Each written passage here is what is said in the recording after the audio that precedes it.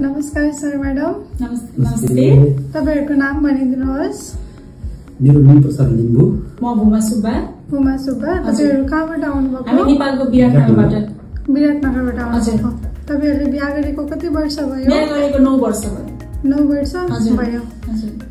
तपाईहरु कुन चाहिँ सालमा आउनु भएको थियो न्युरोफर्टिलिटी सेन्टरमा? 2024 मा। 2024 मा हजुर।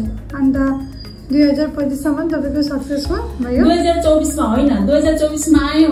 तर म फेरि यो अब मेरो यस्तो आयो हैन, म यो अलिक एज भएको हिसाबले अलिकति यो पिरियड भएपछि चाहिँ हुँदैन कि भन्ने मलाई नलेज थिएन यो सम्बन्धी हैन, नहुँदा पनि हुँदैन। तर मेरो स्टक त भएको होइन।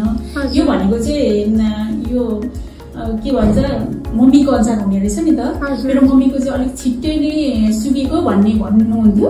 अनि मलाई पनि डर लागेको थियो कि यो चाहिँ बिचमै कुमेर पनि हुँदैन, मैले दुःख मात्रै पो पाउँछु कि भनेर। तर त्यस्तो एक्चुअलमा चाहिँ त्यो होइन रहेछ। वास्तवमा त मेरो सुकेको त होइन। तर यदि कसैको सुकेको र पनि उहाँहरूलाई चाहना छ भने चाहिँ हुँदै रहेछ क्या यहाँ, त्यो भन्ने मैले बुझेँ। अनि यहाँको अनि 1 वर्ष चाहिँ मैले ग्याप गरेँ होइन, लगभग त्यसरी नै म फर्केँ। अनि पछि अरू पनि स्टाफहरूको धेरैको एकचोटिमै सक्सेस भएको सुनाउनु भयो।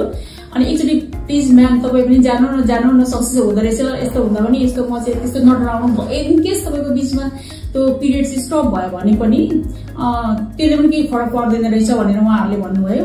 अनि उहाँको तपाईहरु फेरि कहिले आउनुभयो? त्यसको लगतै 10 महिना पछाडि, मतलब 2024 मा अन्तिममा आउनुभयो। तपाईहरुको कति महिनामै तपाईहरुको सक्सेसफुल भयो? सुरुमा चौथो 4 महिनामा हो हैन। खासमा चाहिँ मैले डबल प्याकेजको लिएको थियो।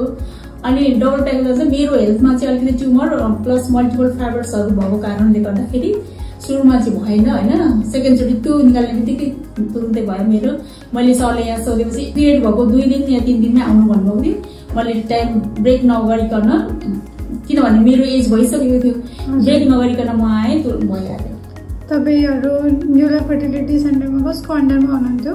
कुन डाक्टरको अन्डरमा? डाक्टर प्रसन्नजित कुमार राय।